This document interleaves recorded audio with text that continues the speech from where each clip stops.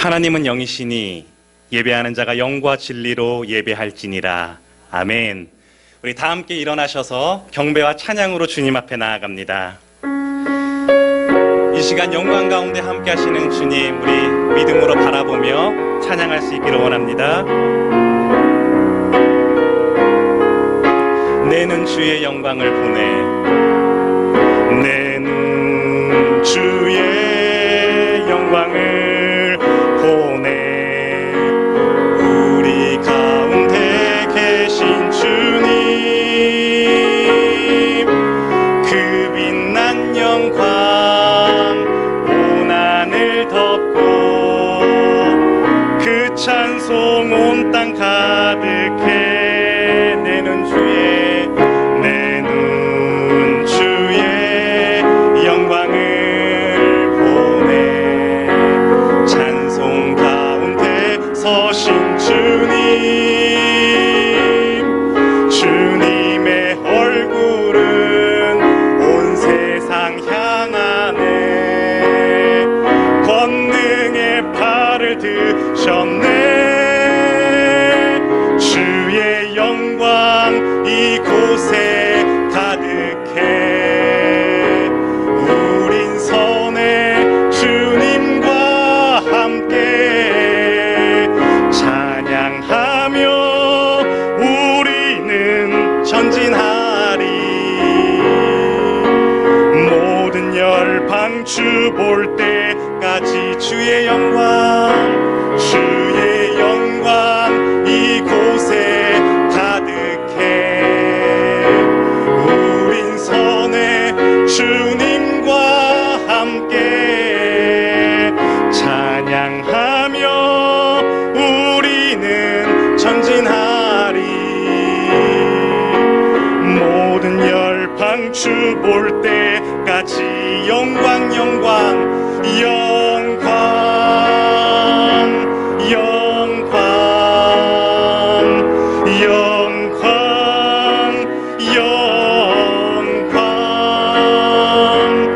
영광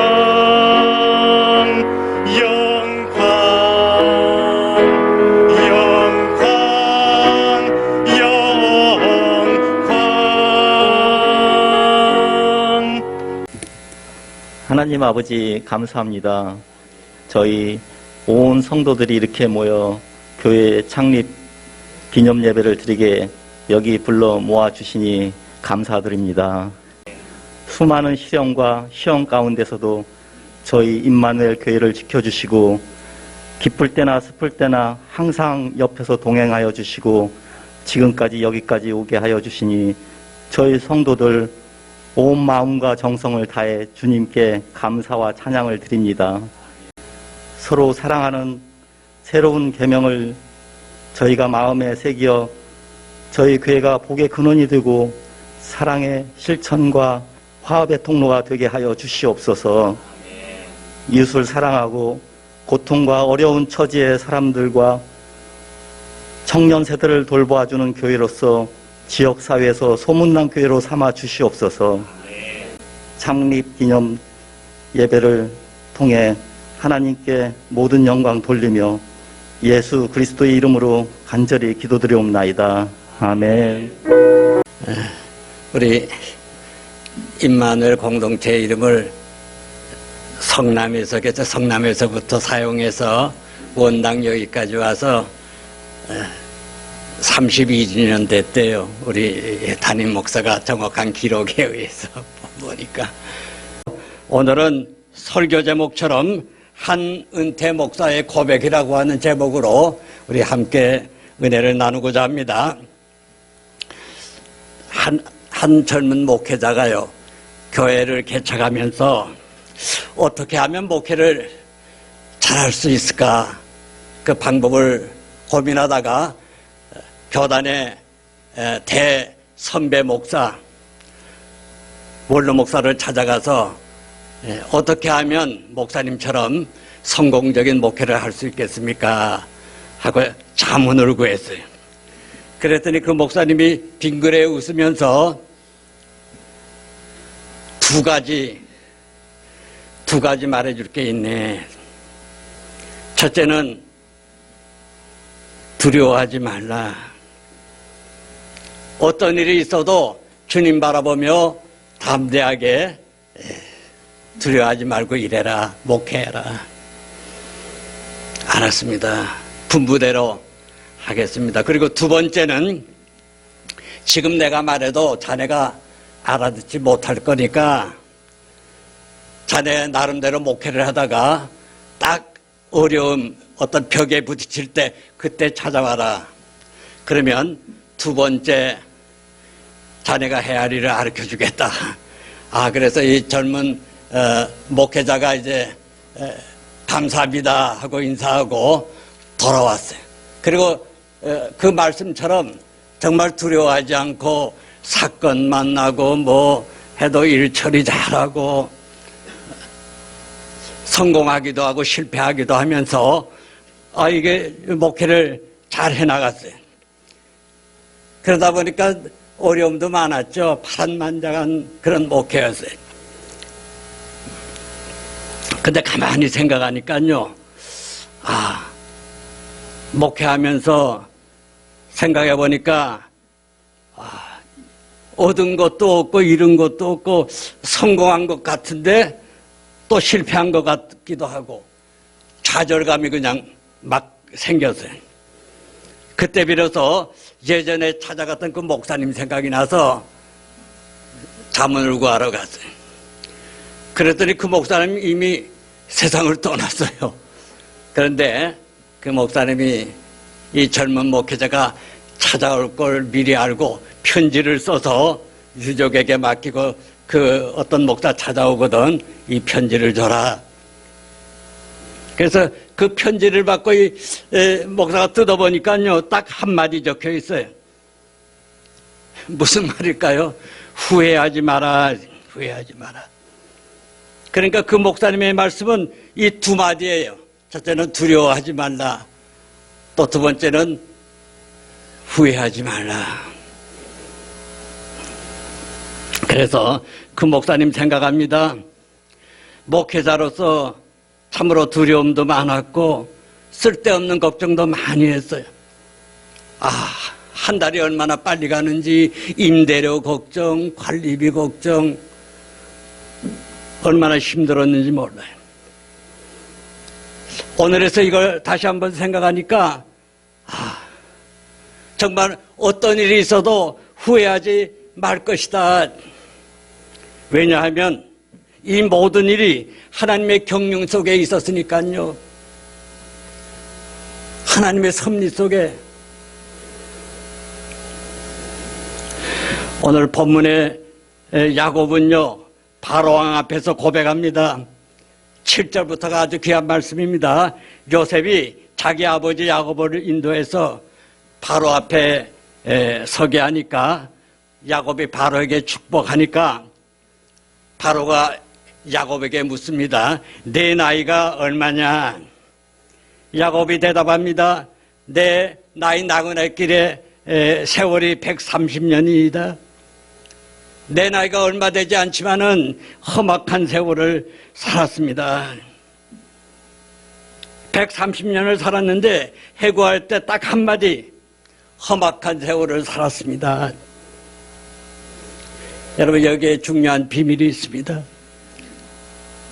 아마 바로왕 앞이기 때문에 이 말만 한 것 같아요. 야곱의 마음속에는 숨겨둔 고백이 하나 더 있었습니다. 성경에는 없지만요. 모든 것은 하나님의 은혜였을 뿐입니다. 아마 이 말은 못했을 것 같아요. 저도 여기에 견주어서 말씀드리면 짧은 세월이죠. 78년 살았습니다. 그 중에 고작 30년 목회 사역했어요. 그래 얼마나 우여곡절거나 많아서 짧은 세월이었지만은 참 파란만장했어요. 여기 표현대로 험악한 세월을 보냈습니다. 여러분 야곱은 우리 인생을 대표하는 그런 상징적인 사람이라고 그렇게 해석을 합니다. 사실 그렇습니다. 야곱은 참으로 억척스럽고 파란만장한 그런 삶을 살았습니다. 130년을 살았다고 하지만은 그것은 하나의 순례의 길이었습니다. 그 일생은 하나의 파노라마처럼 중요한 메시지가 있는 순례자의 길입니다. 첫째로 우리가 생각할 것은 야곱은 동생으로 태어납니다. 팔자가 동생이에요. 그런데도 형이 받아야 할 축복을 가로챕니다. 야곱이 자기가 동생이 받아요. 얼마나 억척스럽습니까? 동생인데 형으로 산 것입니다. 그만큼 그는 억척스럽게 축복을 받기 위해서 몸부림치며 살았습니다. 그리고 동생으로서 형의 축복을 받았습니다. 이 첫 사건이 야곱이 말해준 바가 무엇입니까? 여러분, 이것이 중요합니다. 야곱은 축복을 받았지만은 추방당했어요. 형이 야곱을 죽이겠다 하니까요. 그래서 혈혈단신 혼자서 사막을 거쳐서 하란으로 도망을 갑니다. 야곱은 무슨 생각했을까요? 도망가면서 이거 복 받는다고 생각했는데 복은 어디 가고 죽게 됐다.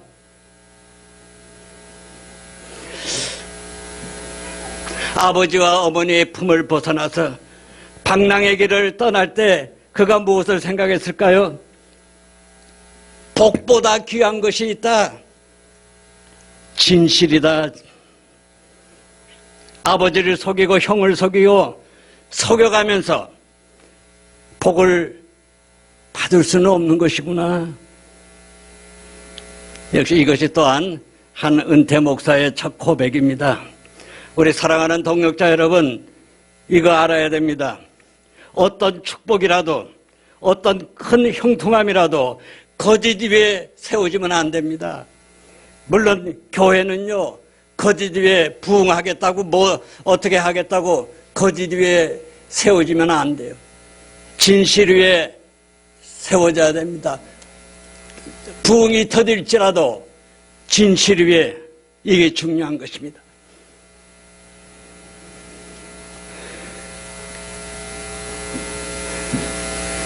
부족하지만은 저는 진실을 추구하기 위해서 불의하고 타협하지 않았어요. 여러분 그거 알 거예요. 여기 처음부터 계신 분은요.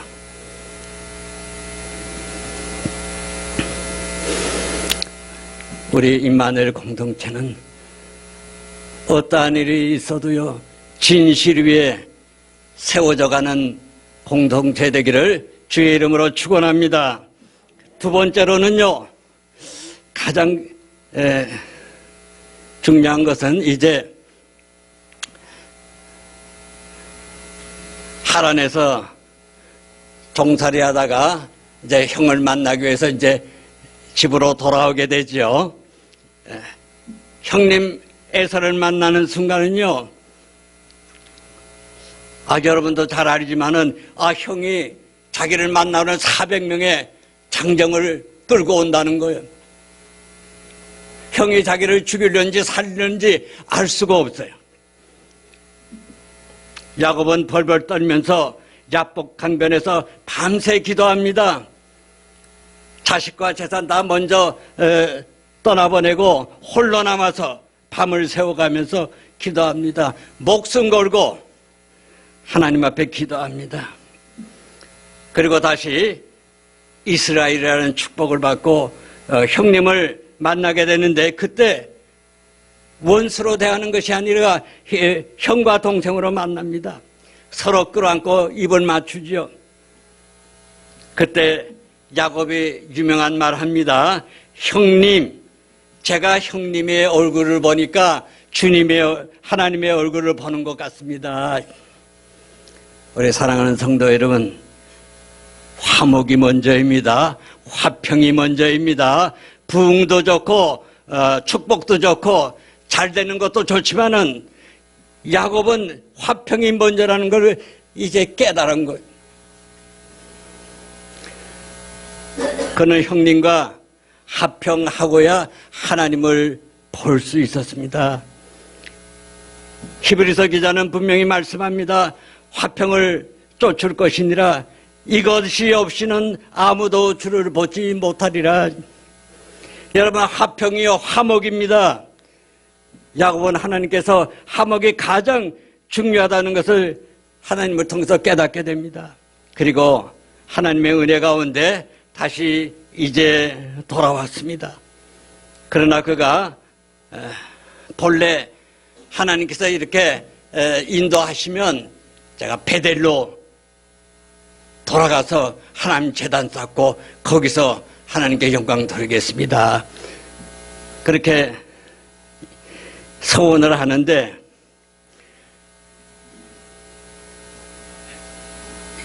야곱이 그 하나님께 소원한 거 깜빡 잊었어요. 여러분, 하나님께 소원한 것은 갚아야 됩니다. 베델로 돌아가서 주님의 제단도 쌓고 11조도 드리겠습니다. 깜빡 잊고 베델로 가지 않았어요. 어디로 갔을까요? 세겜으로 갔어요. 보기에 세겜이 좀 살기에 좀 좋을 것 같아요. 그래서 세겜으로 7년 동안이나 외도했어요.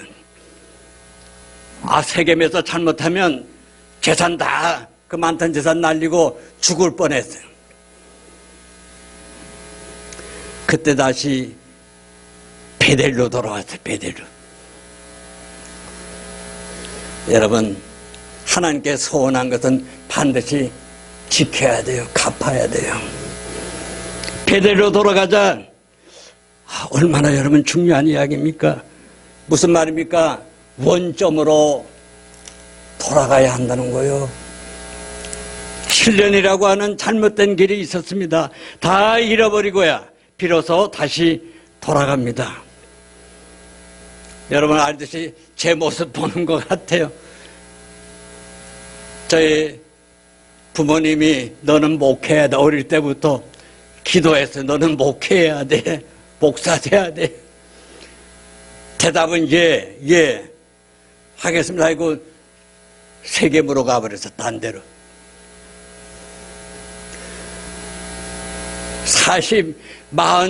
40대 중반쯤 돼서 세겜에서 다 잃어버리고 그제서야 베델로 돌아왔어요.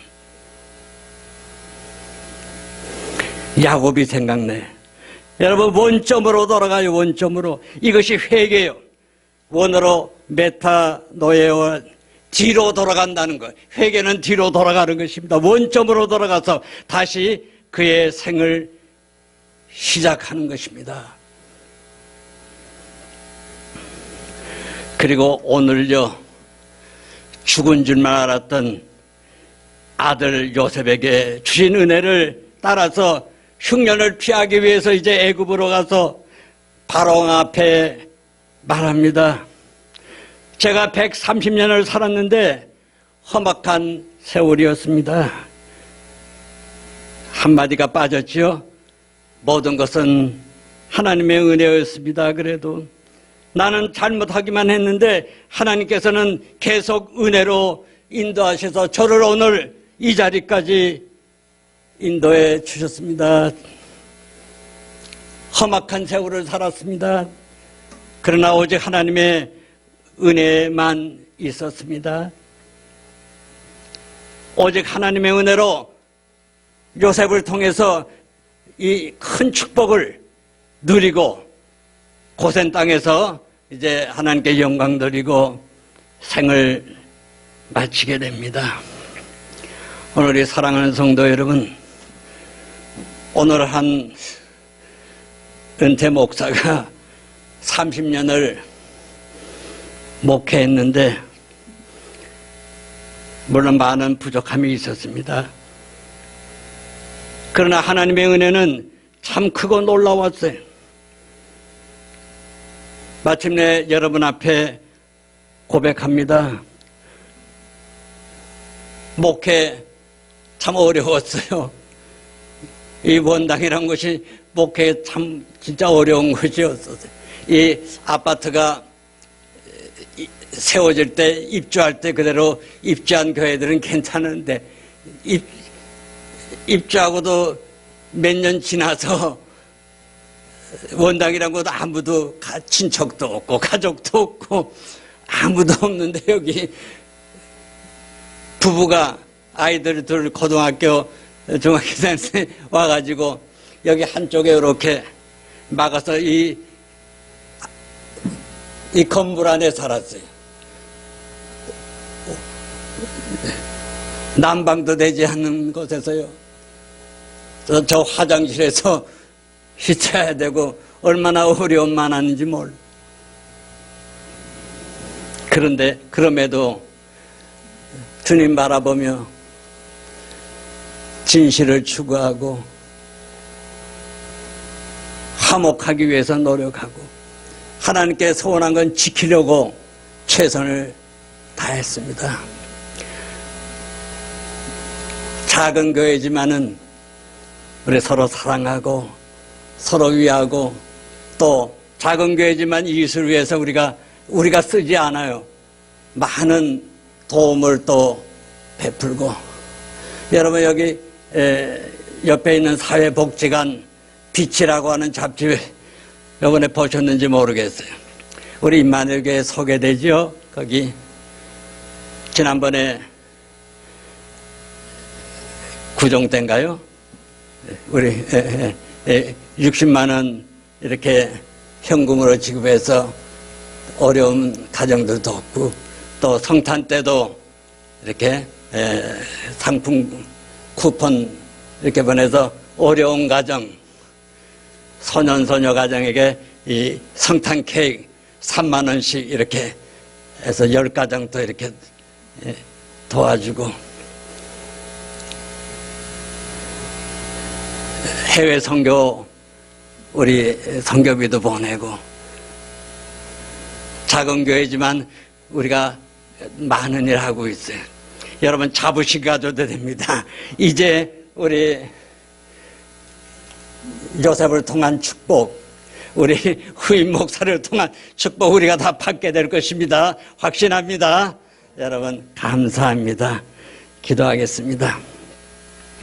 아버지 하나님, 부족한 종이 지금 이 자리에선 이 모든 것이 오직 하나님의 은혜요 하나님의 경륜 속에 있었음을 고백하며 감사와 찬양을 드립니다.